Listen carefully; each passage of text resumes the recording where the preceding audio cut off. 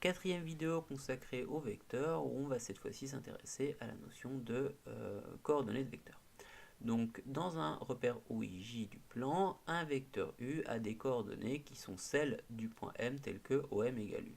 Alors c'est un petit peu compliqué ça, qu'est-ce que ça veut dire? Ça veut simplement dire que quand j'ai un vecteur U dans un repère, pour trouver ses coordonnées, je trace son représentant d'origine O, l'origine du repère, et j'obtiens un point M à l'extrémité de ce vecteur, et les coordonnées du point M sont les coordonnées du vecteur U, autrement dit par exemple ici, donc mon point M a pour coordonnées 1, 3, ça veut donc dire que mon vecteur U avait pour coordonnées 1, 3. Concrètement ici en fait ça je le savais déjà parce que dès le départ mon vecteur U, je savais que pour aller de son origine à son extrémité il fallait que je me déplace de 1 vers la droite et de 3 vers le haut, et donc ça me permet de lire beaucoup plus facilement les coordonnées.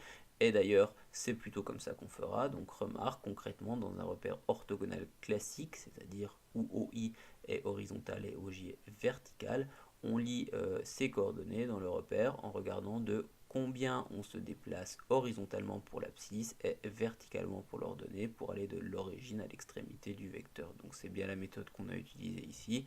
Je me déplace de 1 vers la droite, 3 vers le haut. Les coordonnées sont donc 1, 3, et concrètement c'est comme ça qu'on calculera ou qu'on déterminera plutôt les coordonnées d'un vecteur. Quelques exemples de lecture graphique de coordonnées de vecteurs dans un repère. Donc ici j'ai tracé un vecteur U ou un représentant d'un vecteur U et 3 points A, B et C. Donc on a par exemple le vecteur U pour lequel pour aller de son origine à son extrémité je me déplace de 2 vers la droite et 5 vers le bas. Donc ces coordonnées vont être 2, moins 5. Alors pourquoi est-ce que l'ordonnée est négative? Eh bien parce que quand je me déplace vers le bas, j'obtiens un nombre négatif. Quand on se déplace vers le haut, en revanche, c'est positif. Pour le vecteur AB, donc pour aller de l'origine du vecteur AB à l'extrémité du vecteur AB, c'est-à-dire pour aller de A vers B, je me déplace de 3 vers la gauche et 5 vers le bas. Donc ça me donne pour coordonnées moins 3, moins 5. Donc comme je me suis déplacé vers la gauche, l'abscisse est négative. Donc quand je me déplace horizontalement vers la gauche, j'ai une abscisse négative. Quand je me déplace horizontalement vers la droite, j'ai une abscisse positive. Donc là, c'est vers la gauche, donc négative, moins 3. Et pour l'ordonnée, je me déplace de 5 vers le bas, donc moins 5. On va un peu plus vite pour les suivants. Donc le vecteur AC, pour aller de A vers C, je me déplace de 4 vers la gauche, donc moins 4 pour l'abscisse, et de 1 vers le haut, donc 1 pour l'ordonnée.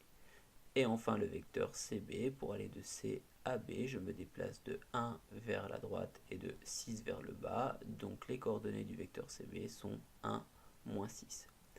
Petite remarque sur la notation des coordonnées de vecteurs. Donc ici j'ai écrit les coordonnées en ligne, mais pour les vecteurs, contrairement au point, je peux écrire les coordonnées en colonne. C'est-à-dire que mon vecteur U de coordonnées 2, moins 5, je peux écrire en colonne, alors toujours entre parenthèses, mais au-dessus 2, en dessous moins 5. De la même manière pour tous les autres vecteurs.